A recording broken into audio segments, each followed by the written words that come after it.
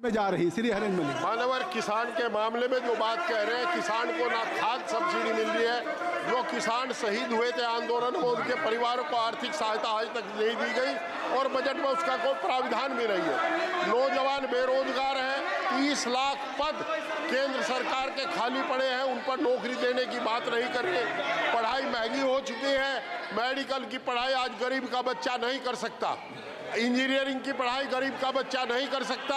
जितना पढ़ाई की फीस इस राज्य में बढ़ी है, ऐसा लगता है कि गरीब और किसान के बच्चों से किताब को छीनने का काम किया जा रहा है। मान्यवर, जहां तक अभी ये विकास की बात कर रहे हैं, लखनऊ में आदरणीय अखिलेश यादव जी द्वारा निर्मित कैंसर हॉस्पिटल, जिसमें 1000 करोड़ रुपए की लागत लगी, बनकर खड़ा है, उसमें डॉक्टर और उसका व्यवहार भी नहीं है। मानवर, बेरोजगारी बढ़ी है, एमएसपी लागू करने का वादा करके सरकार मुकर गई, एमएसपी लागू नहीं की गई, किसान तबाह और बर्बाद है, नौजवान तबाह और बर्बाद है। हमारी उम्मीद थी कि ये अग्निवीर को 4 साल की बजाय 20 साल 25 साल सर्विस का मौका देंगे, परंतु इस बजट में इन्होंने ऐसा भी नहीं किया।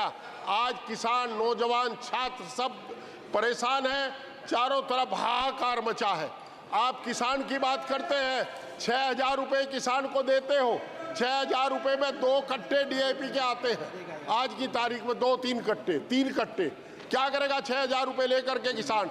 ट्रैक्टर पर आपने, हमें उम्मीद थी कि ट्रैक्टर पर जीएसटी खत्म करेंगे, एग्रीकल्चर इंप्लीमेंट्स पर जीएसटी खत्म करेंगे, परंतु बजट में ऐसा कोई प्राविधान नहीं है। मैं आपके माध्यम से सरकार से अनुरोध करता हूं कि एक तो किसान के ट्रैक्टर से 10 साल की 15 साल की सीमा हटा दी जाए, दूसरा ये इसके ऊपर जो जीएसटी है एग्रीकल्चर इंप्लीमेंट्स पर और जीएसटी खत्म कर दी जाए।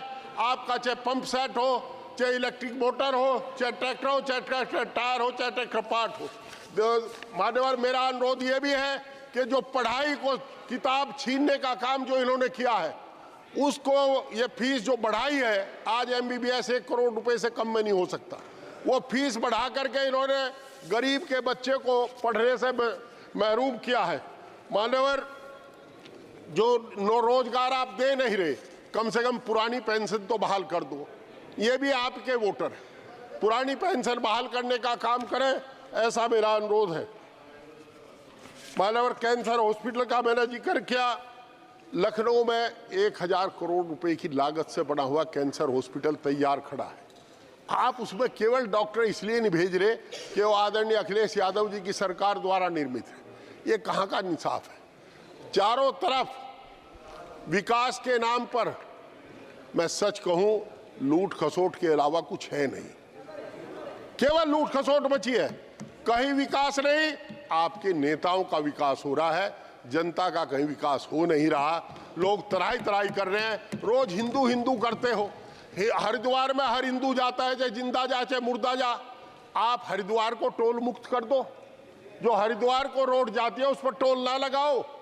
हमें अंग्रेजी सरकार में, आप मेरे साथ सदन में थे आदरणीय महोदय, जिस दिन डॉक्टर अम्मार रिजवी ने सीतापुर के पर टोल लगाया था, आप ही कहने वाले थे कि जजिया कर देना पड़ेगा। आज आप हरिद्वार पे भी जजिया कर ले रहे हैं। कहाँ आप जजिया कर नहीं ले रहे?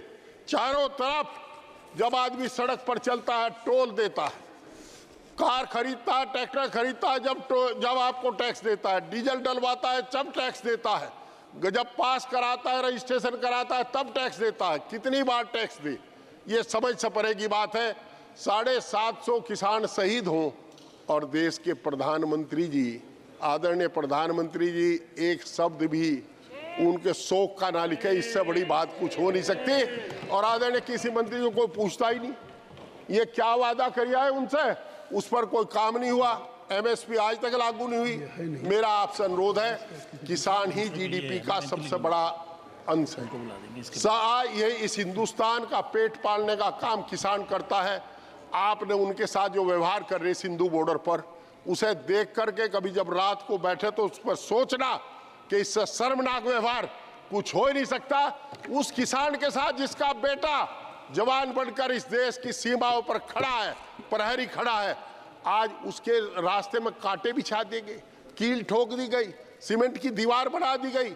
हिंदुस्तान के इतिहास में पहली बार ड्रोन से 300 आंसू गैस के गोले छोड़े गए और उस अन्नदाता के ऊपर छोड़े गए जिससे वोट लेकर के आप यहां बैठे हो। क्या आपको शर्म नहीं आई? आपको अफसोस नहीं हुआ? अरे कम से कम एक शब्द अफसोस का ही कह दे। माननीय, बहुत बहुत धन्यवाद, आपने मुझे बोलने का मौका दिया। श्री दुरईभाई